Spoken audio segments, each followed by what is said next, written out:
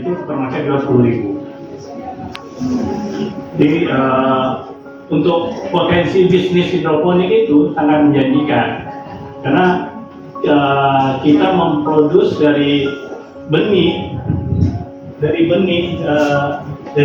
gini. Ini kan harganya cuma 18.000. Ini kita bisa menghasilkan sayur yang lumayan harganya, air sebagai medianya. Jadi intinya yang harus kita jaga dalam berhidroponik itu jangan sampai kekurangan air, karena air itu dihisap oleh pompa untuk mengalirkan ke pipa-pipa. Jadi akarnya ini harus tergenang atau terlalui sama air. Jadi kalau dia kering, alhasil dalam 8 jam aja dia udah layu, udah bisa kemungkinan itu bisa dia balik lagi, bisa dia mati ya, tergantung dari kekuatan benihnya. Menggunakan lahan lebih efisien.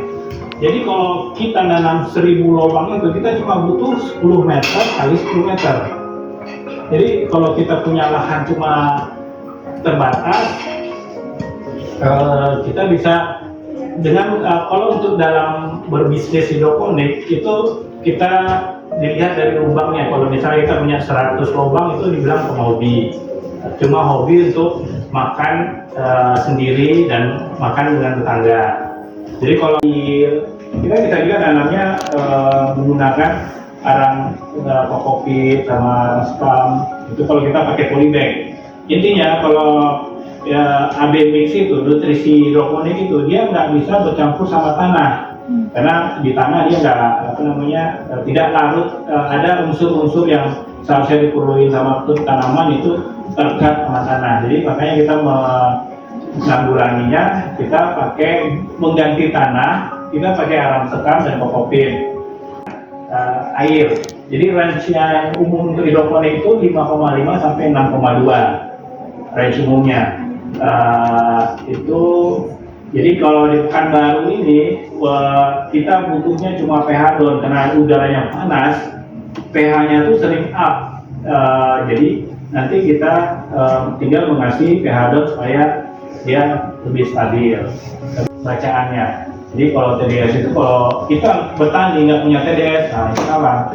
Karena kita nggak tahu berapa kandungannya. Jadi kalau hidroponik itu karena dia air, dia nggak punya buffer. Jadi kalau kita kasih nutrisinya tinggi, sayur itu pasti makan terus. Cuma dia bakalan keracunan karena ketinggian. Kalau kita kasih rendah, dia kekurangan. Jadi dia harus ideal setiap setiap sayur itu ada berapa ppm ini. Kita beri nutrisi abenisnya sama wadahnya. Jadi kalau kain panel itu fungsinya dia untuk karena akarnya itu masih kecil, nggak nyampe ke air, jadi kain flanel itu sebagai jembatannya. Ini mungkin nanti bisa kita baca sendiri. Ini netport, rockwool itu yang ini ya. Ini rockwool ini dari kalau di sini bisa kita jelaskan, dia dari bebatuan. Tapi kalau rockwool ini ada dua macam, ada rockwool untuk peredam, ada rockwool yang khusus pertanian. Lebih banyak yang jual kain panel, karena daya serap kain panel itu tinggi apabila dia terkontaminasi dengan air. Oke, nutrisi mixnya juga di pasar sekarang udah mungkin banyak. Itu wadahnya, jadi kita ada wadah yang simpel yang sederhana, atau wadah yang untuk kelas hobi. Ini hama yang biasanya menyerang pada sayuran kita, kayak kupu-kupu. Biasanya dari kupu-kupu itu kalau kita nggak punya greenhouse ya pasti diserang sama kupu-kupu. Kupu-kupu itu pasti kalau lihat tanaman pasti dia injak, terus dia pasti bertelur. Rockwool itu kita gunting. Biasanya daun-daunnya kayak ini kita kita copot biar dia lebih bagus ininya. Tapi nggak masalah kalau daun ini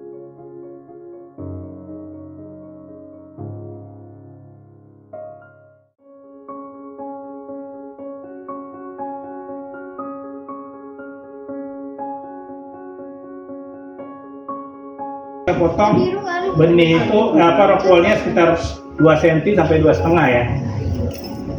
Jadi tangannya juga biar usahakan potongnya pakai gergaji besi ya Bu. Jadi dia rapi. Kalau kita pakai pisau atau pakai apa dia nggak ini. Sekitar segini lah, ini sekitar 2 cm nih. Jadi dalam 2 cm ini kita bisa memotong dia jadi 18. Jadi kalau kita beli rockwool itu kan 1 meter. Kalau 1 meter itu dibagi 2 cm itu dapat 50 slice lah berarti ya. 50 slice ini. Kita potong dulu dia sebelum kita pindahin ke potong 3 ya. Potong 3 Bu. Potong 3 Bu. Biar ini. Ya ada lagi. Jadi rockwool itu ukuran itu menentukan ininya juga. Jadi ada juga ukurannya 6 ya. Habis itu kita potong 6. Jadi jangan kekecilan, jangan kebesaran.